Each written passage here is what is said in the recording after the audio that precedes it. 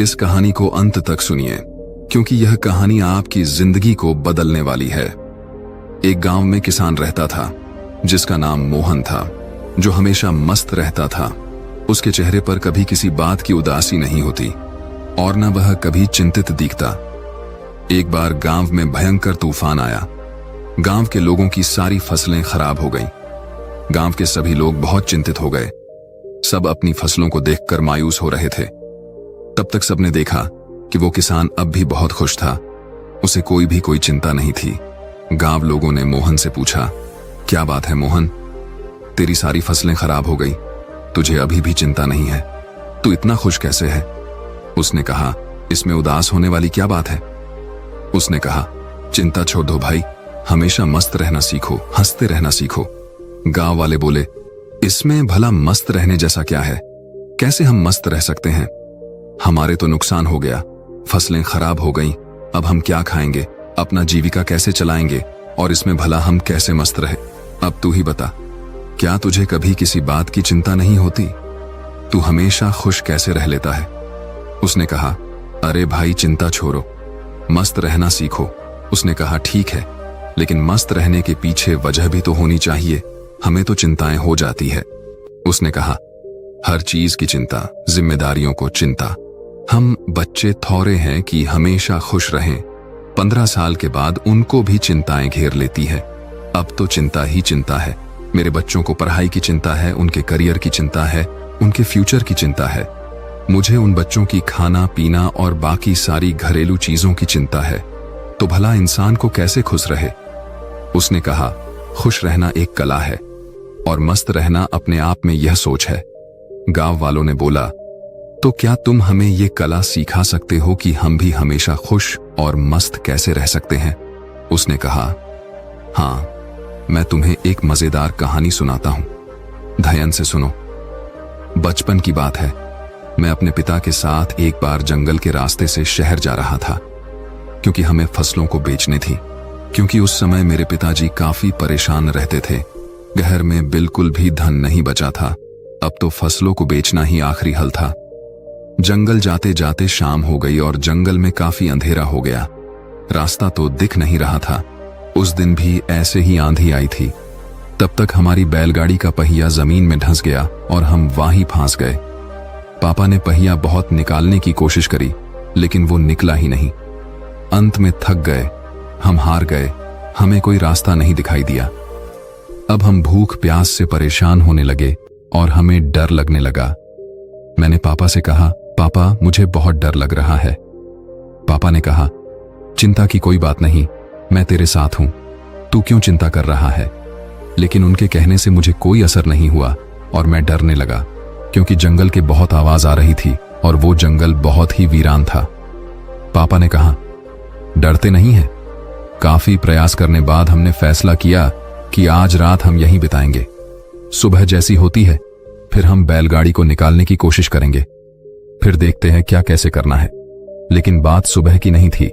बात यह थी कि आखिर अब रात को खाएंगे क्या, क्योंकि हमारे पास जितना भोजन था हमने रास्ते में खत्म कर दिया था। हम दोनों बैठकर कुछ सोच ही रहे थे, तभी एक कुटिया दिखाई दी जिसमें से प्रकाश की रोशनी आ रही थी।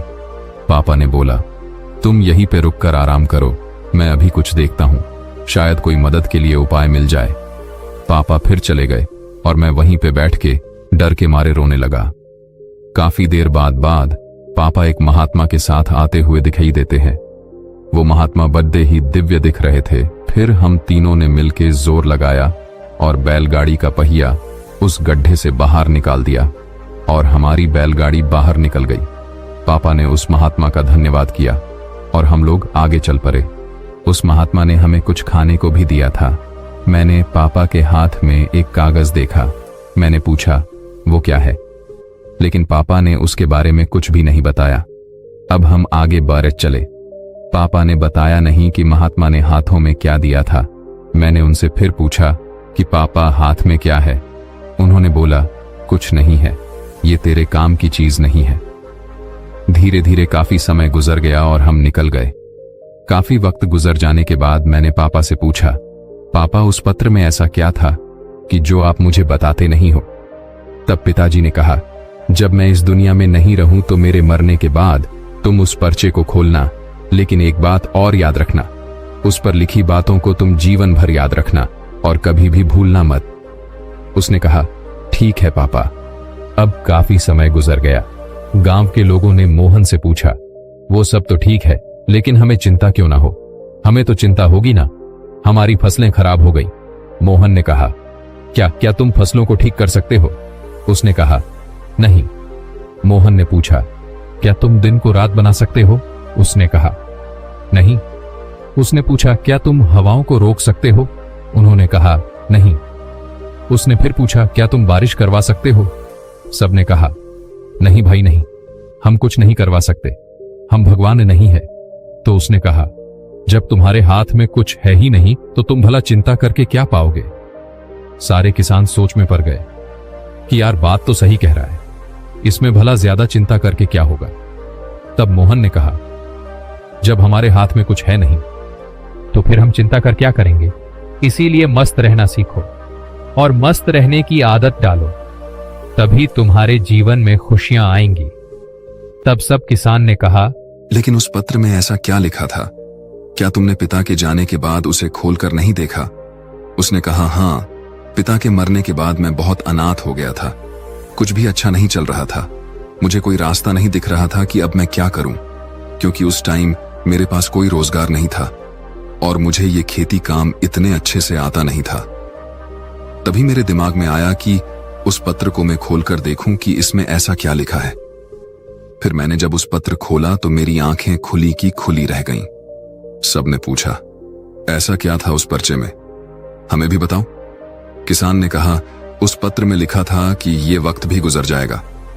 मुझे इसका मतलब समझ में नहीं आया और उसका मतलब जानने के लिए मैं उस महात्मा के पास गया तो महात्मा ने बताया, ये समय भी गुजर जाएगा।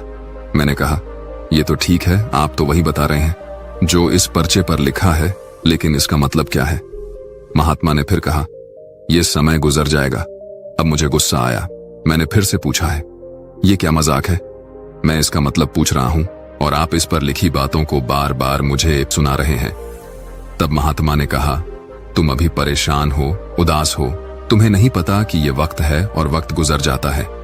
ये हालात ऐसे ही नहीं रहेंगे, कुछ समय बाद सब ठीक हो जाएगा, सब कुछ बदल जाएगा और ये परेशानियों के बादल छंट जाएंगे।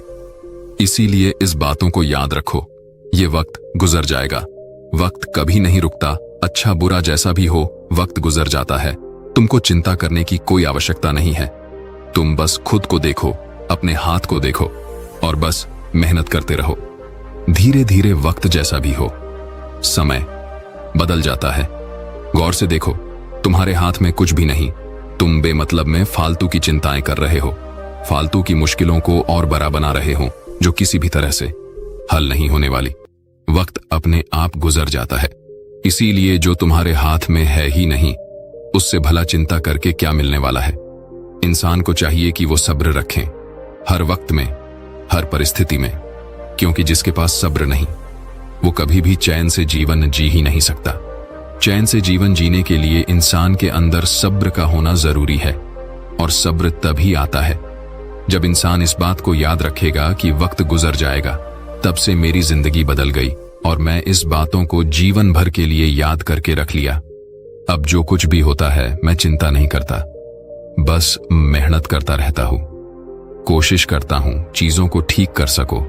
लेकिन जो मेरे हाथ में है ही नहीं मैं उसको चिंता करके भला क्या करूं।